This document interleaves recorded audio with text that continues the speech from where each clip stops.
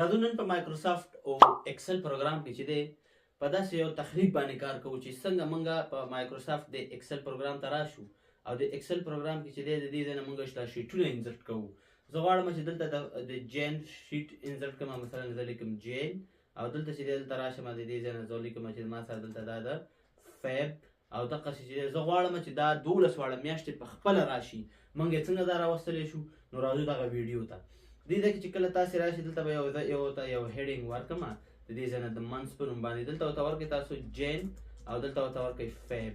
د دې ځای نه به ورته زه ورکړم چې دې ځای نه به چې دی ورته فیب ورکړو. نو صرف دغه 2 میاشتې ما ولیکلې دا به دواړه انتخاب او د انتخاب نه وروسته چې دی تاسو به په دې وړه نقطه باندې کلیک کړئ. ګوره دلته په دې سکرین کې ښکاري تاسو چې کله په دې نقطه باندې کله کلیک کړئ دا داسې راډرې کوي تر 14 پورې. نو ګوره موږ چې دی 12 واړه میاشتې راکړلې.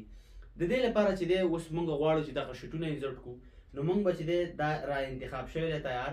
موږ به راشو دلته چې دی انسرټ ټیب ته او د انسرټ ټیب نه وروسته به تاسو راشي دلته پیوټ ټیبل ته چې وګوره په سکرین کې ښکاري پیوټ ټیبل او په دې راخلاصه شوې وینډو کې چې دی دلته به دا تاسو نه د دې نه به دا اوکې کوي.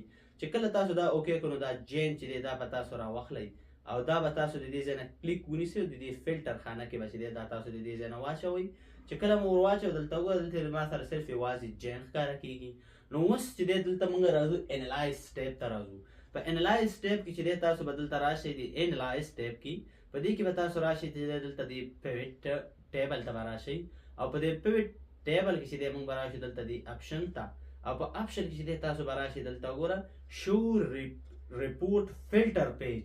کله چې موږ په دې باندې کلیک کوو وایم دقه یو جین در سره دی زه وایم چې یس او دا د دې ځای نه اوکې کړه. نو وګوره موږ ته چې دی ټولې میاشتې چې دی د دې ځای نه رالي یو په یو باندې موږ د دې ځای نه د هرې میاشتې راپور چې دی موږ ډېر په اسانه او ښه طریقه سره په مایکروسافت ایکسل پروګرام کې ډیزاین کولی شو. نو دغه یوه شارټ ویډیو هیله ده چې دغه ویډیو ستاسو خوښه شوي وي. زموږ د یوټیوب چینل ځان سره سبسکرایب کړئ. د الله په امان ښه وخت ولرئ.